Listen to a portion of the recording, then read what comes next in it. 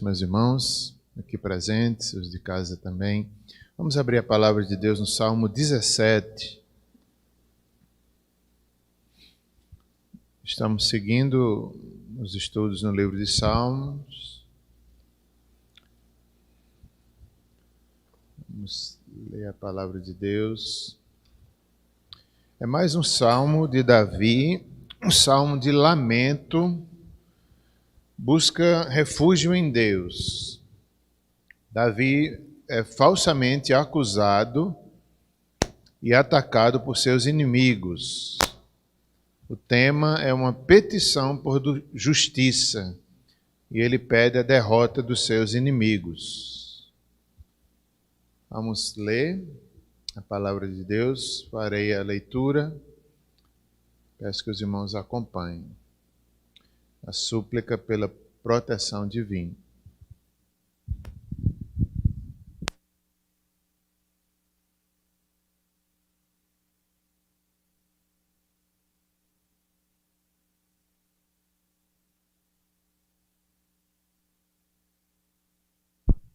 Obrigado, Timóteo. Vamos lá, fazer a leitura. É como já falei, antes mesmo de iniciar a leitura, né? Possamos lembrar disso. É como se estivéssemos colocando um pedido diante de Deus e disséssemos: Senhor, julga a minha causa. Julga, Senhor. Tu que sabes a minha vida, conheces o meu coração. Davi faz isso aqui. E ele é tão sincero que ele diz: Senhor, sonda o meu coração. Vê se esse motivo é correto. Vê a minha vida e apresento diante de ti. E confia. E deixa que Deus o defenda.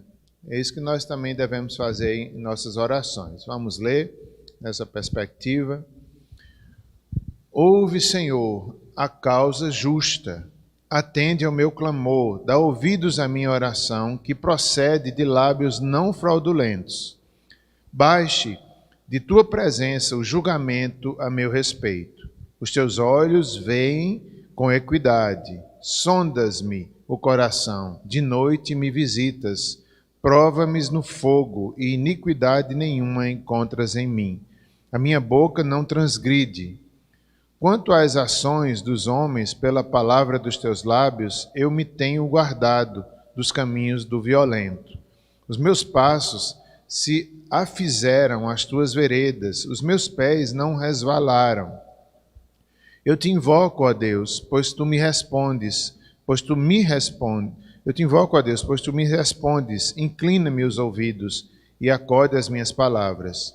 Mostra as maravilhas da tua bondade, ó Salvador, dos que à tua destra buscam refúgio, dos que se levantam contra eles. Guarda-me como a menina dos olhos, esconde-me à sombra das tuas asas, dos perversos que me oprimem, inimigos que me assediam de morte.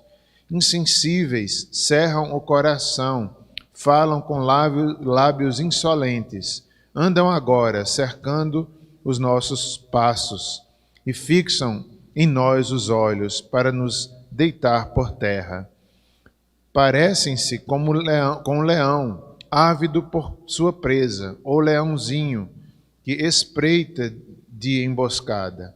Levanta-te, Senhor, defronta-os, arrasa-os, livra do ímpio a minha alma com a tua espada, com a tua mão, Senhor, dos homens mundanos, cujo quinhão é desta vida, e cujo ventre tu enches dos teus tesouros, os quais se fartam de filhos, e o que lhes sobra deixam aos seus pequeninos. Eu, porém, na tua justiça contemplarei a tua face. Quando acordar, eu me satisfarei com a tua semelhança. Oremos. Senhor, semelhante a Davi, nós temos nossos inimigos, nós temos nossas causas, que só tu conheces, ou mesmo que sejam públicas, Senhor, só tu julgas retamente. E nessa noite queremos apresentá-las mais uma vez diante de ti, como Davi fez, em confiança, em descanso. Ele apresentou a sua queixa e deixou Deus defendê-lo. Que seja assim conosco, Senhor. Defende a nossa causa, se assim for tua, se assim for da tua vontade. Em nome de Jesus, amém. Os salmos, eles são cantados nos cultos, mas também eles são orações que nos ensinam como podemos também orar. Segundo o comentário de Derek Kidner, que eu tenho usado muito nesses estudos, a série Cultura Bíblica, Vida Nova, também usei nessa meditação. Antes de falar um pouco desse comentário, desse texto, eu quero, baseado no verso 1, que nós lemos aí: ouve, Senhor, a causa justa, atende o meu clamor, dá ouvidos à minha oração que procede de lábios não fraudulentos. Eu quero citar 2 textos, ainda que não sejam tirados desse salmo, mas são bíblicos. Aqui diz que Deus ouve, ouve, Senhor. Davi se apresenta diante de Deus com essa certeza, sua causa diante de um Deus que ouve. E, biblicamente falando, eu lembrei do texto de Efésios 3:20, que mostra que o nosso Deus é aquele que é capaz de fazer infinitamente mais do que tudo quanto pedimos ou pensamos, de acordo com o seu poder que atua em nós. Essa fé que Paulo tinha, essa fé que Davi também tinha, o Deus que ouve, o Deus que pode fazer infinitamente mais, também deve estar presente em nossas canções, em nossas orações. Sem fé é impossível agradar a Deus. Também quero citar outro texto em Tiago 4:3, dizendo que algumas pessoas pedem e não recebem. Quando pedem, não recebem, pois pedem por motivos errados, para gastar em seus prazeres.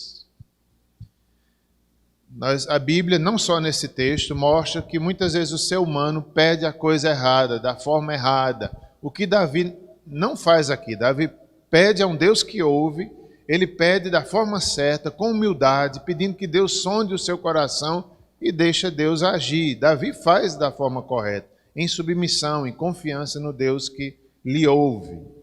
Nós devemos ter essa confiança e deixar Deus julgar a nossa causa. Não querer determinar o que ele vai fazer. Davi, aqui, ele declara-se inocente. Parece uma arrogância de Davi. Ele diz que é inocente. Não quer dizer que ele está dizendo que não é pecador. Ele é inocente quanto às acusações que estavam fazendo contra ele. Parece muito forte um ser humano ter essa coragem, né? Dizer, eu sou inocente, mas é nessa causa que ele está aqui falando dos seus inimigos. Mas se a gente olhar para a Bíblia de forma geral, nós vemos que Deus falou que Jó era homem justo.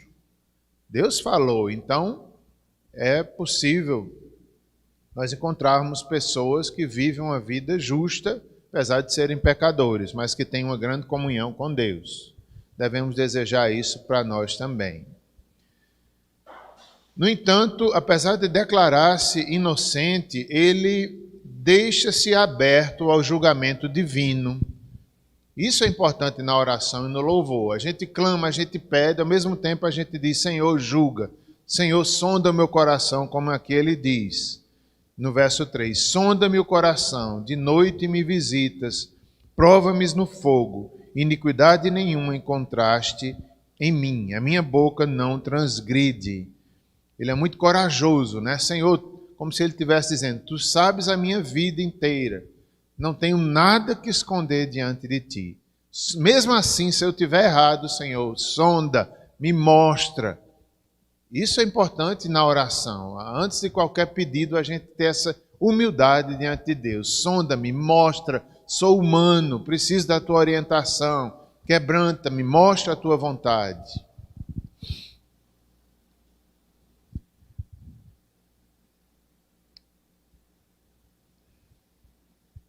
Ele deixa que o Senhor o defenda e não nega ser um pecador. Verso 2, Davi apresenta sua causa perante o Senhor. Ele diz que Deus faça o julgamento. Teus olhos veem com equidade. Deus é justo. Deus conhece não só o nosso pedido, a nossa causa, mas como conhece o todo que envolve aquele pedido que estamos fazendo. Deus conhece futuro, passado, conhece nossa família, conhece nossa igreja. Então Deus responde julgando retamente todas as coisas, nós devemos confiar no plano eterno de Deus, não só isoladamente no nosso desejo. Verso 3, nós aprendemos que Deus decifra os corações humanos. Deus decifra os corações humanos, Ele sonda, vê se há alguma iniquidade contra mim, minha boca não transgride. Deus vê cada coração, cada intenção, cada pensamento nosso, de todo aquele que chega a Ele, ou mesmo aqueles que não chegam, Deus conhece, ninguém passa despercebido a Deus. Ele esquadrinha os corações. Isso é tão bom saber, né? O Deus que conhece, que julga, que sabe melhor do que nós. Isso é tão bom orar e cantar com essa confiança. Verso 4 e 5, ele mostra o amor que ele tinha, as veredas do Senhor, os mandamentos de Deus. Ele está dizendo, minha boca não transgride as ações dos homens pela palavra dos teus lábios, quer dizer, os mandamentos de Deus, os tenho guardado, os caminhos do violento, ele tem se afastado, os meus passos se afizeram às tuas veredas, os meus pés não resvalaram. É como se ele estivesse dizendo, Senhor, eu honrei tua palavra, eu fui fiel, Senhor, eu amo, eu dou bom testemunho, vivo para ti, me julga, Senhor, isso é verdade, julga a minha causa. Ele está aqui dizendo que ele tem sido fiel por onde ele tem andado. Senhor, julga, isso é verdade, Senhor, isso é verdade, Deus sabe se é. Verso 7, nós vemos aí essa lição. Mostra as maravilhas da tua bondade, ó Salvador, dos que a tua destra buscam refúgio. Então, aqui é um pedido. Verso 6 também ele já diz, eu te invoco, ó Deus, pois tu me respondes, inclina os ouvidos e acode às minhas palavras. Mostra as maravilhas da tua bondade, ó Salvador, dos que a tua destra buscam refúgio, dos que se levantam contra eles. Aqui nós vemos que é um simples pedido, os termos usados, né, é como se fosse alguém de muita intimidade, a um amigo, a um protetor. Ele faz com muita confiança, de forma bem simples. Eu te invoco, ó Deus, mostra as tuas maravilhas, maravilhas da tua bondade, aquela confiança de um amigo, de um protetor, o Salvador. Davi conhecia Deus como Salvador, daqueles dos humildes, Salvador dos que a tua destra buscam refúgio, dos que levantam-se contra ele. Davi conhecia a saída do Egito, Davi conhecia na história quantas vezes Deus salvou o seu povo. Mesma forma nas nossas vidas, como é bom. Hoje mesmo, lendo esse salmo, me veio à mente quantas vezes Deus já me salvou. Muitas vezes. Claro, a salvação eterna, o perdão dos pecados, a comunhão com Deus, mas fora isso, os atos de misericórdia na nossa vida, na nossa família, tanto livramento. E traz à tona, esse termo hebraico indica o zelo pactual de Deus como Salvador. Ele aqui poderia lembrar das intervenções de Deus, especialmente nessa certeza de que eles tinham pacto com Deus. O pacto da aliança. Nós também devemos ter essa segurança. Nós temos um pacto, uma aliança com Deus. Um Deus que promete nos ouvir, promete estar conosco. Isso deve nos dar fé diante das nossas orações e louvores. Faz, Senhor, mostra as tuas maravilhas, as maravilhas da tua bondade, revelada ali no pacto. E nós temos esse pacto através de Cristo, essa aliança eterna. Devemos descansar nesse pacto que temos. O verso 8, Davi demonstra, continua pedindo, guarda-me, já que era um salmo com tantos inimigos, ele estava sendo tão perseguido, pessoas estavam querendo tirar a vida dele. Mais adiante ele vai dizer as características do inimigo. eram pessoas que faziam emboscada, que lhe cercavam, fixavam nele os olhos para o matar. Era algo muito sério que Davi estava sofrendo. Então aqui ele faz esse pedido por proteção no verso 8. Guarda-me como a menina dos olhos, esconde-me à sombra de tuas asas. Então a menina do olho, né, a menina dos olhos é a pupila. Dizem que é um dos órgãos mais sensíveis do ser humano, que precisa de cuidado, precisa de proteção. Essa parte preta do olho, por onde entra e sai a luz, ela abre-se e fecha, muito sensível. Então precisa ser guardada. Da mesma forma nós, só Deus que nos guarda nesse mundo mal, nesse mundo de ímpios, pessoas mundanas. Mas Deus é o nosso protetor. Guarda-me como a menina dos olhos. Esconde-me à sombra das tuas asas.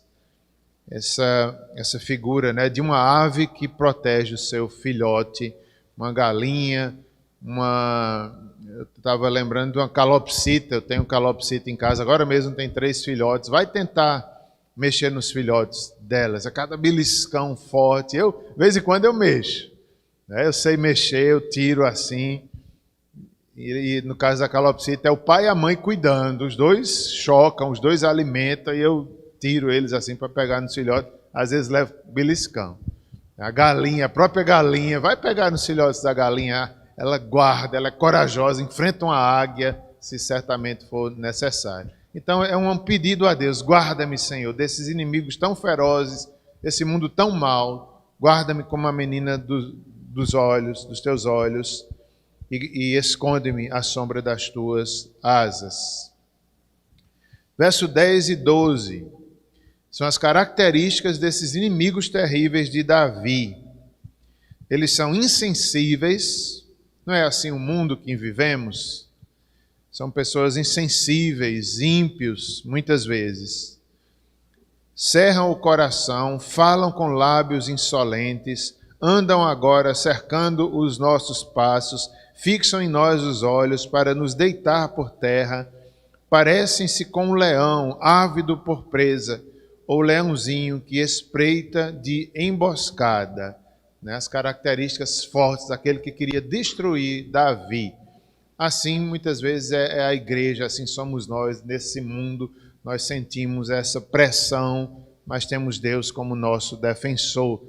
Às vezes no trabalho, às vezes na família, às vezes as pessoas não compreendem o evangelho e nós somos ali perseguidos. Perseguiram a igreja, desde a igreja primitiva, quanta perseguição, mas nós temos que lembrar que Cristo é o defensor. Quem persegue a igreja, persegue o próprio Cristo. Versos 12, ou melhor, 13, ele tem uma expressão tão bonita quando ele diz: Senhor, levanta-te. Esse pedido, né? Vem, Senhor, me socorrer. Levanta-te, Senhor. Defronta-os, arrasa-os, livra do ímpio a minha alma com a tua espada. Tão forte essa expressão, com a tua espada, com a tua força. Deus pode nos defender. Levanta-te, Senhor. É uma expressão que nós encontramos no capítulo 7, verso 6. A mesma expressão. Vamos dar uma olhadinha lá. Salmo 7, verso 6. Quando o salmista, o mesmo Davi, diz: levanta-te, Senhor, na tua indignação, mostra a tua grandeza contra a fúria dos meus adversários e desperta-te em meu favor, segundo o juízo que me designaste. Então, o que é que ele está dizendo aqui? Ele pede que Deus intervenha na situação. Ele pede: Senhor, intervém. Nós vemos na Bíblia, certa vez, Moisés foi julgado pelos seus próprios irmãos, no caso Miriam e Arão. Eles acusando Moisés, não concordavam com Moisés, e foi grande a desavença entre eles. E nessa hora, Deus levantou-se para defender Moisés. Os próprios irmãos ali, sem compreender a situação, era algo muito sério, que envolvia a história da redenção, era a liderança do povo de Deus. imediatamente Deus levanta-se e defende Moisés. Então é isso que Davi está pedindo. Senhor, tu vês todas as coisas, me defende, Senhor. No caso de Moisés, ele tinha razão, Miriam foi repreendida, Arão também. Então Deus é que julga retamente, julgou ali entre os 3 irmãos. Então nós devemos também pedir a Deus, levanta-te, Senhor, levanta-te, intervenha nessa situação. Nós podemos orar, certamente cada um de nós hoje tem seus motivos, tem sua vida, e nós devemos ter esse desejo. Senhor, intervém. É da tua vontade, Senhor, intervém nessa situação. E descansarmos. Se for da tua vontade, Ele com certeza vai levantar-se em nosso favor. Versos 14 ainda. Com a tua mão, Senhor, dos homens mundanos. Eram homens mundanos que estavam perseguindo Davi, cujo quinhão é desta vida, cujo ventre tu enches dos teus tesouros, os quais se fartam de filhos, o que lhes sobra deixam aos seus pequeninos. É como se ele dissesse assim, esses homens mundanos, ímpios, eles têm tudo menos o Senhor, já era um castigo, já era a justiça de Deus. É como a gente vê hoje, ímpios que têm tudo, só não tem Deus, então já é parte do castigo. Não adianta ter tudo e não ter a Deus como defesa. E último verso, o 15. De repente, Davi, ele deixa de pensar nesses pormenores humanos e olha para a eternidade, onde ele estará plenamente justificado diante de Deus. Ninguém poderá o acusar de nada.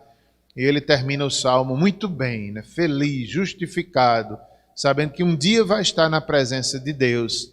É como se ele dissesse, essas coisas humanas logo passarão, esses julgamentos humanos, essas lutas, né? Eu olho para o alto, eu olho para o dia que estarei na presença de Deus. Diz assim, eu, porém, na justiça, contemplarei a tua face. Quando acordar, eu me satisfarei com a tua semelhança. Alguns intérpretes, comentaristas, veio nessa palavra, quando eu acordar, como se ele estivesse falando da ressurreição um dia, quando ele ressuscitasse para a vida eterna, vendo a presença de Deus. Outros acham como se fosse apenas uma situação diária na vida de Davi, quando ele, depois de uma noite negra, o sol brilharia, o sol da misericórdia brilharia no outro dia na sua vida. Então, uma coisa ou outra são verdade. Na verdade, todas duas são doutrinas bíblicas, que nós estaremos um dia na face do Senhor, e ali estaremos plenamente justificados, e o Deus que faz infinitamente mais estará ali conosco em sua plenitude. Essa questão de estar face a face com Deus, aqui é mostrada. E quando a gente olha para a Bíblia diz que um dia nós vamos estar também face a face com Deus. A Bíblia diz que Moisés foi praticamente um dos únicos homens que viu Deus face a face. Quando Miriam e Arão estavam contra ele, Deus defendeu Moisés dizendo, meu servo Moisés, eu falo com ele face a face. Ele, certa vez, não em sonhos, não dormindo, ele viu a bondade de Deus passar diante dele. Dos seres humanos, foi um dos que mais teve essa experiência, ainda em corpo mortal, ainda como pecador, não em corpo glorificado, ele teve esse grande privilégio que poucos homens teve, de ver Deus face a face, não em sonhos ou enigmas ou coisas, visões, mas Deus falou com ele face a face. E aqui Davi fala, né, que um dia estaria face a face na presença de Deus. Ele reconhecerá a presença de Deus, Davi e nós também, e se sentirá justificado para sempre. E no contexto bíblico, nós encontramos algumas passagens que apontam para isso. Bem-aventurados os limpos de coração, porque verão a Deus. Mateus 5:8. 1 João 3:2. Amados, agora somos filhos de Deus e ainda não se manifestou o que haveremos de ser. Sabemos que quando Ele se manifestar, seremos semelhantes a Ele, porque haveremos de vê-lo como Ele é puro. Que promessa, né? Um dia nós estaremos em corpos glorificados, veremos ao Senhor a sua semelhança. Quem tem essas promessas deve se purificar e se afastar do pecado. O texto que falei de Moisés,